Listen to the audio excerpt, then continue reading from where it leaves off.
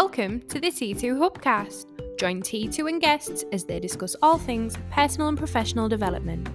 The T2 hubcast, brought to you by the People Performance People. Welcome to the T2 hubcast with me, Spencer Locker. And me, Dave Pendleton.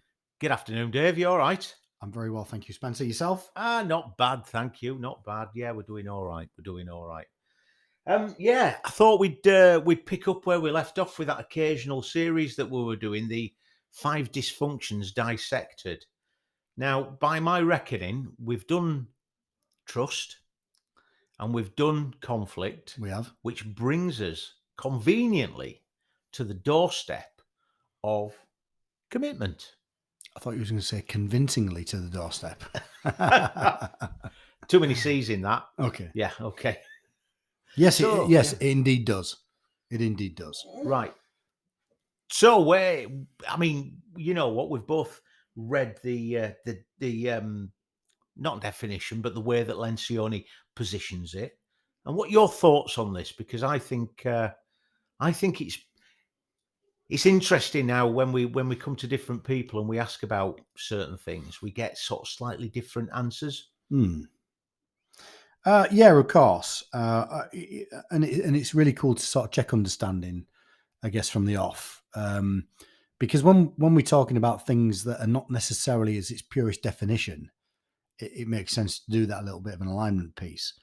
And in this situation, I do just that. And I do it with each one of these behaviors or the dysfunctions. Because, you know, Spencer, I mean, I suppose I'll ask you, my friend, are you committed to your job? Yes, I am. I mean, that's the correct answer, right? Of course it is. Well, yes, yeah. yes, I am. But the self-same applies if we were to ask the rest of the team T2, if a leader in an organization were to ask their team if they're committed to their role, I mean, nobody's going to say no, are they? Yeah. But that's not what we're talking about, because, of course, people put their hand up and say, yes, I am. And this is what I ask people. I say, are you committed to your role? You know, and it would be unusual for somebody to say no, of course. But that's not necessarily what we're talking about. We're not talking about how individuals are in terms of the levels of commitment to carrying out their tasks to the highest level of their ability on a daily basis, hence deeming them successful. We're talking about something much larger. And this is about being committed to the cause. Right. Rather than just the role or the role itself. Okay. Yeah, I'm quite prepared to believe that. Do you want to sort of paint a picture for me there, Dave? Yeah, so, yeah, of course. What is the cause? Well, all organizations, of course, have a cause. Some of them are defined by using traits and behaviors that are expected of their individuals. Some of it's by having some fantastic, vision statement that's up behind the receptionist, down on the ground floor. Some people just have an ethic, and whatever that ethic is. If you like, ours is the people performance people. It's a bit of a strap line, but actually, if you think about that and digest it, that is our cause. Our cause is trying to develop people with every interaction in every situation. That's what we try and do. We try to help people just be a little bit better than they were before in some way or another. Thought process, skill, decision-making, whatever it might be. So that is, I suppose, T2's cause, to help people be a little bit better than they were before. Now, if you think about that, there's an awful lot of stuff in there. Each one of us are very different. We've got similar roles, but different roles at the same time. This is a lot of support staff that help knit that all together. So it can't happen in isolation. So for me to come to work and be as good as I can be on my own in isolation is not quite enough. We've got to do it together. Yeah. We've got to believe in the same thing, and we've got to do our best to implement it at the same time. Yeah, and I suppose that's taking a group, some people from being a group of people to being a team of people to a certain degree. Is that right? Absolutely. And an organization made of many teams, essentially becoming one large team. Yeah, absolutely, because we all believe in the same cause. Incredibly powerful. Now, you and I know, Spencer, of course, that's not the real world. We deal with many organizations who I suppose, demonstrate a really important point here, because many organizations have talked about, many leaders that we deal with have talked about this topic and this way of identifying certain ways of behaving, certain types of behavior. And it's our good old friend siloed behavior and siloed mentality. Yeah.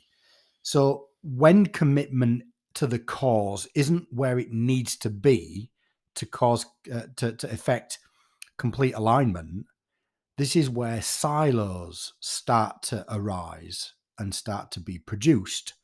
So, i.e., Spence, you and I, for example, if we worked in one team and we were committed to doing the very best that we can do, but actually we didn't necessarily believe in the organizational outcomes, then we cause silos.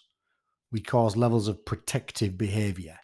So, i.e., you and I will look after ourselves, and whatever happens outside of our bubble, so what? Yeah. I get that. So, when we start, I mean, we talk about silo behavior all the time, but if they're not actually committing, are they committing to something else? Well, they're committing to doing their best in the moment. Yes. They're committing to doing their best in the role, which is, of course, the question we ask. Yeah. Are you committed to your role? Yes, I am.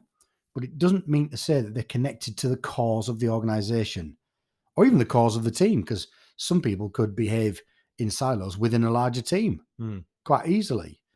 And this arises, Spence, because we make a big point here of talking about these behaviors being interconnected one to the next. And if we don't believe in the cause, maybe it's because we don't understand it correctly. Maybe it's never been communicated to us in a way that makes sense. And when we start to ask questions, maybe we're not allowed to ask questions. Right. Maybe those questions are not permitted, or maybe we are free to ask those questions because we like to engage in positive conflict, which is the next behavior down. Yeah. And somebody says, yeah, great, thanks for that. And it never goes anywhere. So then we start to feel underappreciated and underheard or not heard at all. How many times have we come across that when we've been playing? Every time we run this session, Spence. Yeah. There's real light bulb moments at this point when we say, right, are you 100% committed to the cause of the whole organization? I mean, I sort of I've had many high-level discussions with, I guess, people that we should assume are indeed connected to the cause of the organization because they work in an organization that has a cause. It's in their publicity, it's in their marketing material, it's all over their vehicles and so forth. Yeah. But when you actually ask that question, people start thinking a lot more in depth. And then you mention the phrase siloed behavior and siloed mentality. All of a sudden, light bulbs are starting to light around the room, and it makes perfect sense. Yeah, definitely. That commitment definitely needs to be sort of clearly defined, really, or clearly understood, whether it is the best you can do or is it to the cause. Good stuff. Excellent. I like it. Well, a common statement or something like this statement that comes out here at this point in the session, Spence, is that, well, they never tell us what's going on. They never tell us what the strategy is for the next 12 months. And my only reply is, when do you ever go and ask? Right. Yeah, good point. Well presented. Which, of course, makes people stop in their tracks and think, actually, have I even been asked? Do I even know who to ask? If you don't, then go and ask. Yeah, but by the same measure, we've got people who do go and ask, and they just get fobbed off. Absolutely. Yeah, absolutely. And I guess the outcome is similar. Yeah. The outcome is similar. Yeah. A lack of commitment. So I'll always just hold a little bit back rather than be in wholeheartedly. And then if something goes wrong, I'm all right. I'm going to protect myself. I'll protect my small team. Yeah. And that's exactly what silos are. Yeah. Excellent. Yeah, good stuff. Right. Okay. Well, that commitment is a huge thing. I mean, we talk about the three sort of people who are in the organization and try to understand why or what sort of committer they are, if they are a committer at all. So we have some people who don't commit, not necessarily for the sake of not committing, but because there's reasons behind that. We've got people who are in, so they agree, big thumbs up, happy with that. And we've got the people in the middle, these sort of passive agreeers, who tend to agree, but not necessarily agree. They'll vocally agree, they'll visually agree, but not necessarily fully agree. So why would that be? Why would we have these three sort of people in an organization? Well, I mean, your agreeers, I suppose, those people who in meetings, communications, whatever it might be, when we start to talk about change or results or so forth, these guys, generally speaking, just want an easy life. So they'll just say, I agree, I'm committed, and then do what they want anyway. Yeah. Or you might get people playing the political game, trying to form allies, sub-teams. Right. It's politically correct to say, I agree to you, but then somewhere else I'm going to say something else. Yeah. Your politicians, if you like. And then you get those passive agreeers who basically are agreeing, but they're working from their own agenda. Right. And I guess these are the guys who start to form the subgroups and the silos. Because, listen, you've probably heard it in organizations. You've probably heard this communication come from senior leadership to yourself, because I've heard this before. When a senior leader will come from a meeting and the purpose of the meeting is to communicate something to the team, lack of results, change, new strategy, new tasks, whatever it might be. And they come with something they think is bad news, and they'll say something like, guys, listen, I've got a message, but please don't shoot me for delivering it. Yeah. I'm pretty sure you've heard that before, right? Certainly. And it just, and yeah, it certainly has that effect on me that, well, if they're not committing, why should I? Well, that's a clear demonstration of a lack of commitment. Yeah. Absolutely. Rather than coming to you and saying, guys, listen, I've got some information that I need to share with you. We need to get on board with this. Or something like that. Yeah. Challenge state language rather than threat state. Yeah, absolutely. Because that person is clearly in their own silo because they're not committed, because they don't believe it for whatever reason. Yeah. And they're going to create silos by saying, this is not my message, so don't shoot me. Yeah. You know what I mean? Yeah, certainly. So we've got people who are committing, we've got people who aren't committing, and we've got people in the middle, the passive agreeers. They say they will and do something else from their own agenda. Yeah, absolutely. Interesting when we start considering the people who don't commit.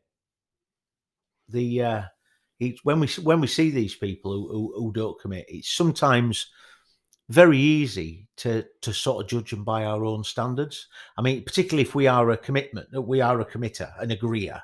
If we believe wholeheartedly and we fully commit, for somebody to actually turn around and go, I'm not committing because of whatever. I don't agree. Well, I don't agree, yeah.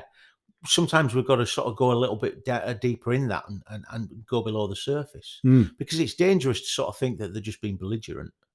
It's dangerous to just think that they're being bloody minded. Absolutely. Obviously, it's going to be, you're going to have people within the organisation who might have a bit of a reputation for being this sort of person, somebody who doesn't commit. Do you know that sort of person, Dave? I don't know why you're looking at me that way, Spencer. For those people who can't actually see us, there's a look of doubt and disbelief coming my way. Which, well, listen, no, you're absolutely right. And it's a great point you make, Spence, because, when somebody is a disagreeer, they're often labelled as negative, argumentative, resistant, whatever it might be. And that's simply because whoever this person is disagreeing to or with isn't entertaining the simple point we made on the last hubcast, which was around positive conflict. Now, generally speaking, there are two types of disagreeers. The ones who disagree on everything, every reason, simply because they're awkward, and they've probably been beaten into that mindset by the organisation or management that they work for, generally speaking, because I don't think anybody starts off that way. No. They kind of evolve to become that person. Yeah. And then, of course, there are the disagreeers who are inquisitive people. They're inquisitive to know what the details are, how it affects me, how it involves me, what the outputs might be. And again, those people can be incredibly useful if the people that they're communicating with and to are indeed happy with what might be described as positive conflict. Because having the ability to say I don't agree is absolutely positive conflict. But the person, the other party needs to be able to say, okay, then listen, tell me why you don't agree. Describe it to me in your words. Rather than, oh, it's always that. You're always being negative. You need to stop being negative. Just get on with it. Yeah. And that's really interesting. How people seem to encourage or try to encourage critical thought.